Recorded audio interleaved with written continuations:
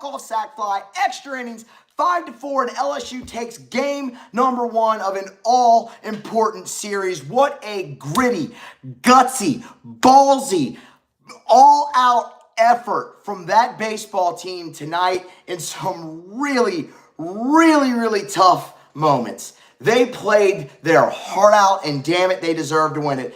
And you know what? It sucks that a team had to lose that game. Arkansas played phenomenal baseball as well. That was a great college baseball game. Once again, 1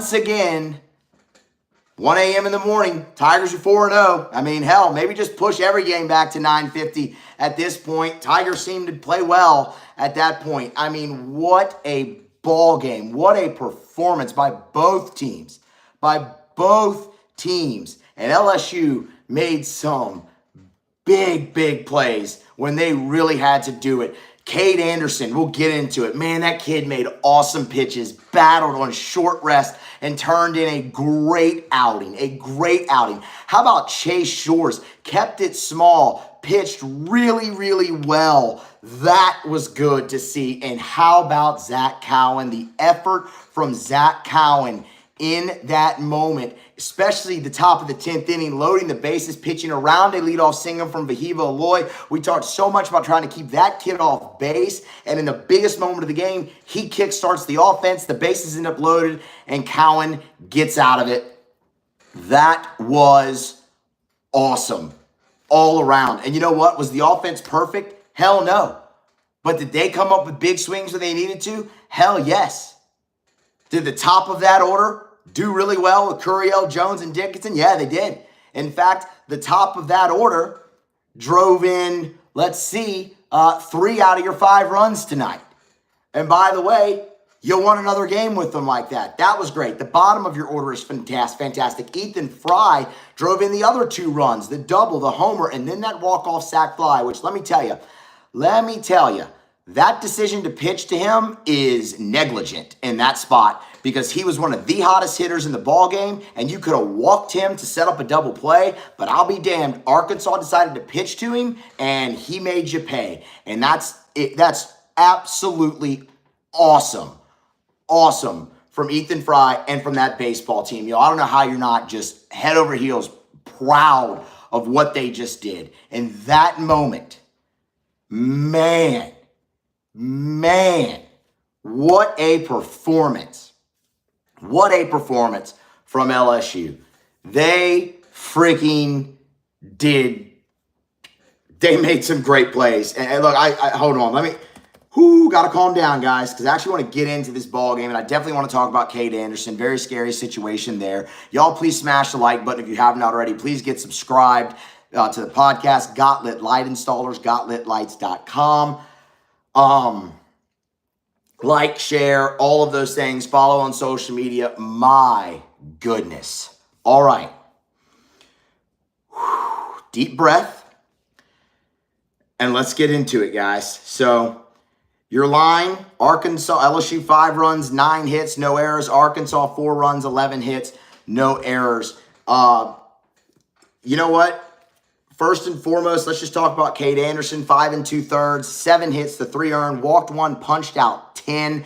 Thought he was really good. He didn't have his best stuff. Well, I don't really want to say that. Anderson pitched well. His misses were small. Credit Arkansas, y'all. That's a great lineup. They made him work, and they fought him tooth and nail, fouled off a lot of tough pitches, took a lot of tough pitches. They were awesome all around, really, at the plate. But Anderson kept battling. Now, he got out of some pretty massive jams. I'll tell you the one that really sticks out to me outside of the first inning, right? Obviously, the first inning from Anderson, the leadoff double to Davalon, he pitches around that, and I believe, let me double check this, but I believe he struck out Vahiva Aloy. Yeah, right after the double, strikes out Vahiva Aloy. That's a huge moment in the ball game. Ends up pitching around that. You have a review, great play at first base by Anderson and Jones, and that set the tone really for his outing. 24 pitches, not great, but that set the tone for his outing.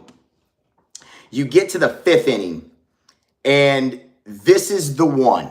This is the inning right here. Helfrich doubles. So another leadoff double.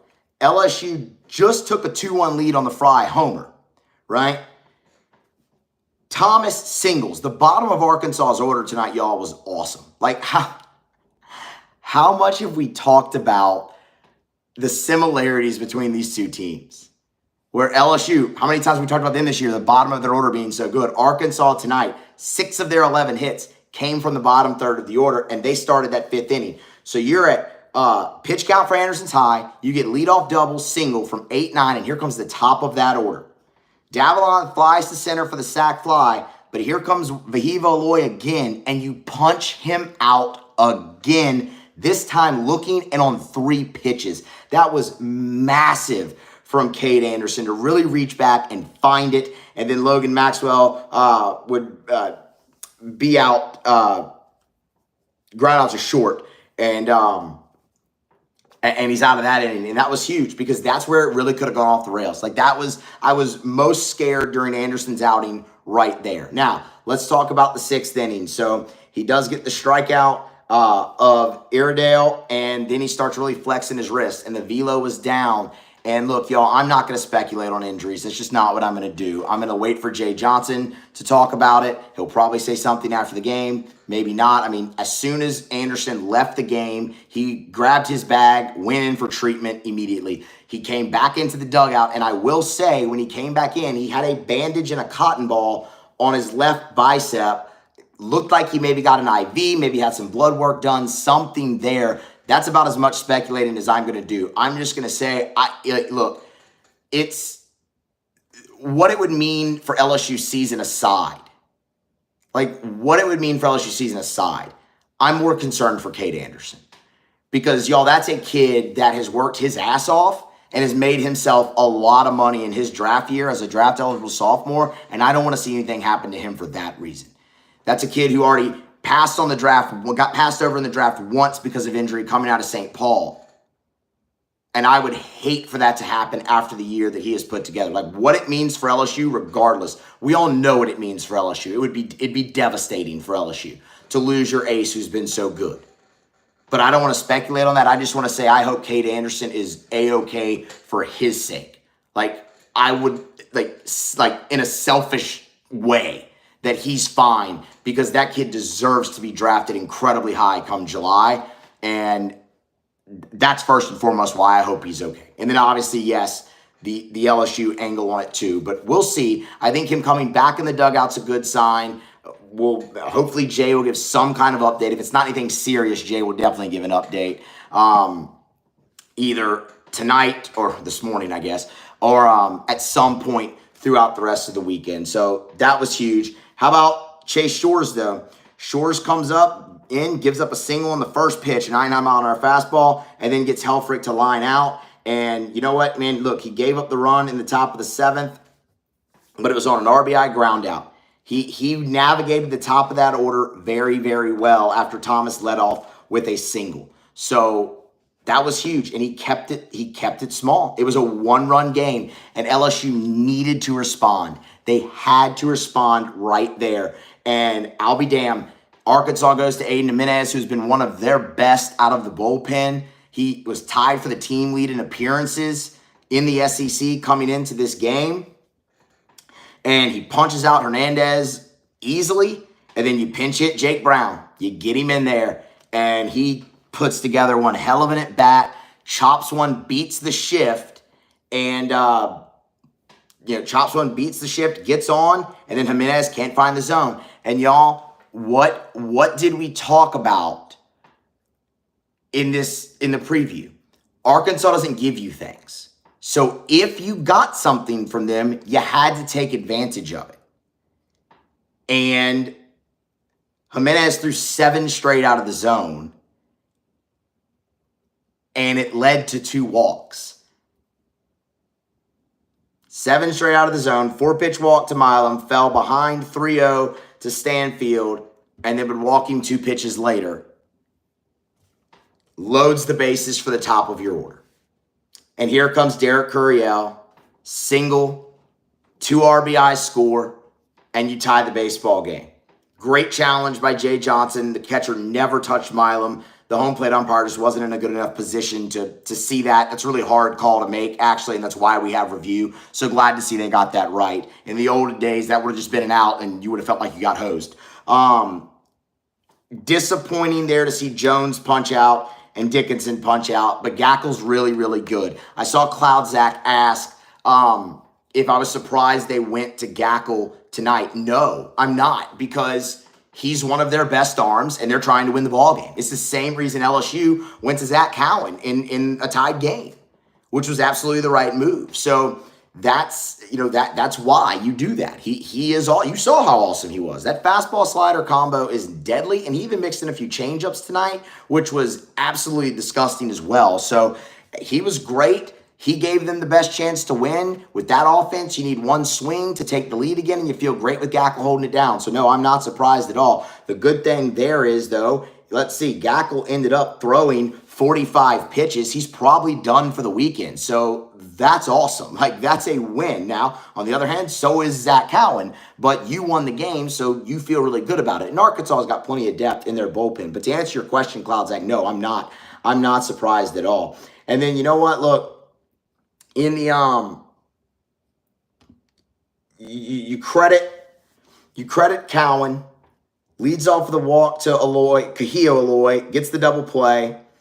In the 9th, pitches around a 2-out single, and then in the 10th, y'all. How about the effort from Zach Cowan? And I want to say this too. Cowan pitched differently tonight. There's a lot more fastball from Zach Cowan, a lot more heater, which that's intriguing, because normally throughout this year he's been pitching off of his changeup, and they flipped that here as of late. Maybe that's something they saw against Texas A&M that maybe led to some of his struggles in that series. And I didn't think that Cowan was overly sharp, but I thought he competed his ass off, and he made massive pitches when he needed to, none bigger than in that 10th inning. Aloy leads off with a single. Randall, yes, Cowan gets the win. Aloy leads off with the single, the sack bunt, and then you have Kahio Aloy up. And y'all, this is the biggest sequence in the game. How many times did we talk about that in the preview? Vahiva Aloy leads this team in hits and runs scored. You let him on to lead off the inning, and here comes his brother who leads the SEC in RBI, and he punches out looking on a heater right down the middle. Right down the middle, completely fooled, not expecting it, and he goes down looking. That's the biggest out that LSU got in the ballgame. You would walk Kojali intentionally. He would hit Iredale on an 0-1 pitch, which was wholly inexcusable. But then gets Reese Robinette, who had a big weekend against Texas. You're going to wonder if he could carry that over against LSU. Not tonight. Strikes out in that spot with the bases loaded. LSU gets to the bottom half. Jared Jones, again, the top of that order. Jared Jones leads off with a single wild pitch. I gave you a gift again, wild pitch. Advances him to second base. How about Danny Dickinson? Great full count at bat. Didn't try to do too much. Just poked it to the right side. Just as good as the sack bunt. And then Arkansas makes the decision to pitch to Ethan Fry, which was head scratching to me. You could have easily walked him, set up a double play, had Pearson come up, and you have an opportunity there to get out of the game that way. You're in a tough spot, really, no matter what you do. But Ethan Fry had 2 hits on the night, had driven in a run. To pitch to him there was head scratching, to say the least. I would never. That is not something that I would have done, but they did. Fry, patient, in an 0-1 count, doesn't try to do too much, just hit the ball to the outfield. Wasn't hit too deep, but Jared Jones, man, aggressive sin by Josh Jordan again. The Milam sin was very aggressive. You know, what was it? Fever, only cure, more windmill.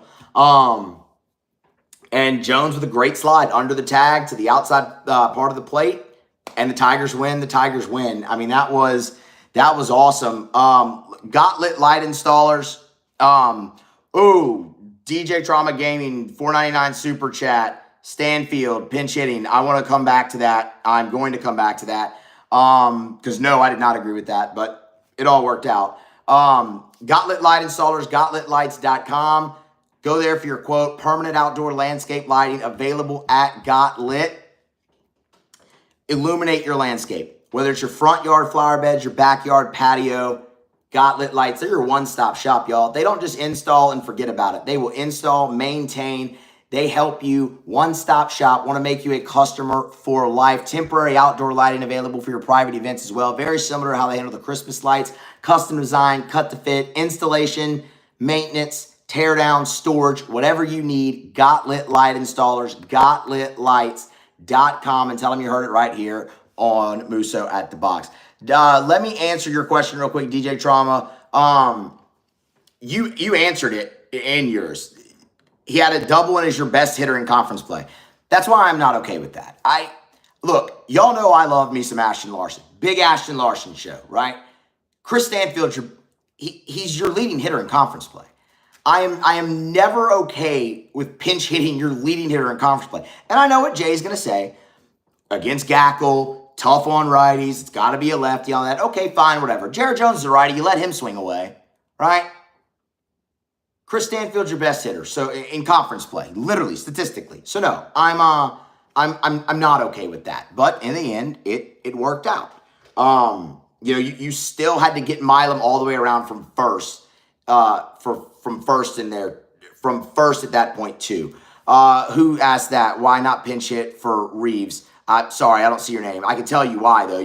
Who you gonna throw third base? Who you gonna put at third base at that point? You already weakened yourself defensively by putting Reeves over there and taking Braswell out. That would have caused you to put John Pearson over there, who I don't think has played third base in an actual game yet. So that's why ultimately you don't do that. Okay, I want to talk about the top of the order, and then I'll get back to some of y'all's questions.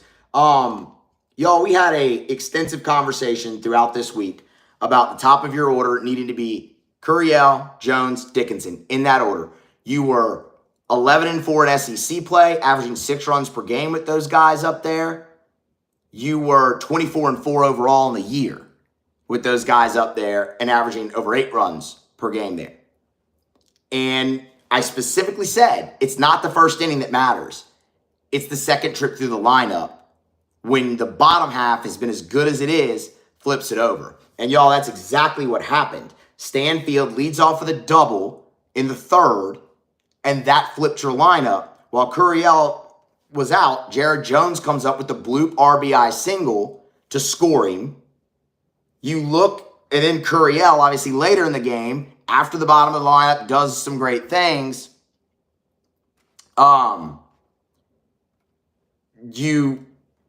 You have Curiel come up, flip the lineup, 2 RBI knock to tie it. The top of your order tonight ends up 4 out of 15, a run scored, and 3 RBI. They drove in 3 out of the 5 runs. It's just a catalyst. It's just a catalyst for you at the top. And now you can add another one to the list. LSU's 25-4 overall with that as your top of your lineup, and they're 12-4 in the SEC. It's not always going to be them hitting 400 combined in a game and being awesome. But the production that they give you,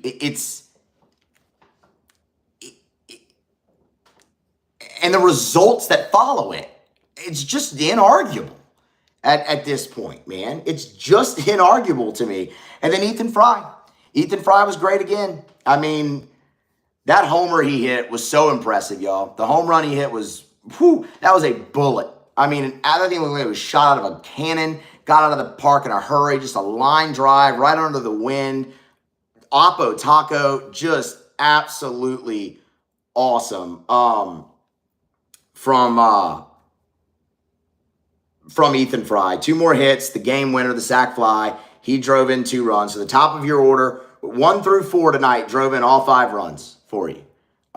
Yes, the Ferg, piss missile. It was a piss missile, exactly. Okay, Zachary Cavalier said Jay Johnson said that Cade had a cramp. Trainer checked him out and no concerns. It was an IV then. That was in his arm to get some fluids in there. So, there you go. That's great. That's fantastic news for Cade Anderson first and foremost, and for the LSU Tigers. And I thought he was awesome. That was a gritty win from that team tonight, y'all. Very gritty. Very, very, very gritty. Oh, sorry, guys. I didn't see everybody else talking about Anderson. Apologies. Proud of them for that tonight. You got 2 chances to win 1. And you got just about everybody in your bullpen available. Cowan threw 40 pitches. He's likely done. Shores threw 17. Don't know if you want to bring him back. He hadn't pitched twice in a weekend yet, so that might be a little bit risky. But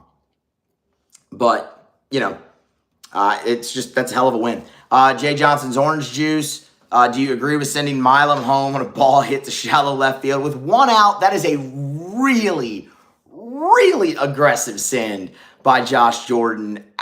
It's not something you'd love your third base coach to make a habit out of.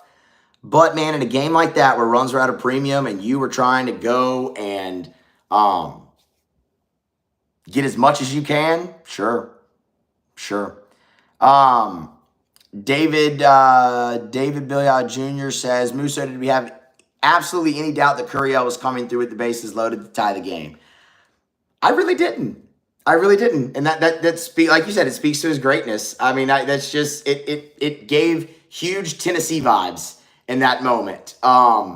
Both in the bottom of the 9th in game 1 of that series, and later in game 3 when he came through with a huge knock to score 2 runs. So that was awesome. Chris Stanfield, Burner, first out of the bullpen tomorrow in a tie game if Ianson gets you through 6. That's a great question. I will tell you what I would do, and y'all would not like it. I would go to Case and Evans because I'm trying to win the series. If I need Evans to get me 9 outs to win this series, I'm doing that 100%. And then I will worry about Sunday when it happens. But I am not leaving anything to chance. If I have a chance to nail this thing down later tonight, I am doing that with my best. And Case and Evans is your best. That's what I would do. Now, they have plenty of guys to pick from. And Jay might try to finesse it. We'll see. But for me, I'm going Case and Evans. 100%. Not even a question. Man. Let's get into some of the deeper numbers too of LSU's offense here tonight. You know what stands out to me most from LSU tonight offensively and why they had success? It's not the average with runners on. It's not the runners in scoring position. Not any of that, because both teams struggled in that regard. Arkansas had 1 hit with a runner on base tonight. 1 hit. LSU had 2. The teams were a combined 3 out of 18 with runners in scoring position. LSU was almost 60% in advancement opportunities tonight. 58% in advancement opportunities. That's massive. That is massive. Because you set yourself up to be able to score runs without the benefit of the hit. And LSU, especially in that 10th inning, put together some really good at-bats. I see a couple people talking about the at-bats from LSU. Y'all, there were a few of them tonight that were pretty bad. But I'm sorry, you do not win a game like that if you don't put together some good at-bats. You got to cut these guys some slack. I understand. The offense has not been good as of late. We've talked about it. We have acknowledged that. But you look at that at-bat from Dickinson in the 10th inning, he's down in the count, 2 strikes, quick, works it full, and just punches the ball to the right side to advance the runner. He knew he couldn't do anything really with the pitch other than that, and advances the runner. And then you get a sac fly from Ethan Fry, not trying to do too much, not trying to play hero ball in that spot. That's just 2 examples. That's just 2 examples. Fry had Cheddar Goblin. Jesus, Cheddar Goblin. Well done. Fry had an 11-pitch at bat against Root. There were competitive at-bats tonight, guys. That's a really good team you're facing. You got to cut them some slack. You want to talk about the non-competitive bats a week ago? I'm all with you. That was horrible. But that's a national championship caliber team. So, gotta, you got to keep a little bit of perspective there. Am I saying the offense is fixed? No. Far from it. Far from it. But they deserve some credit for that tonight. They really do. And that's a great point by Jake Foster. The strikeout number was lower. LSU punched out,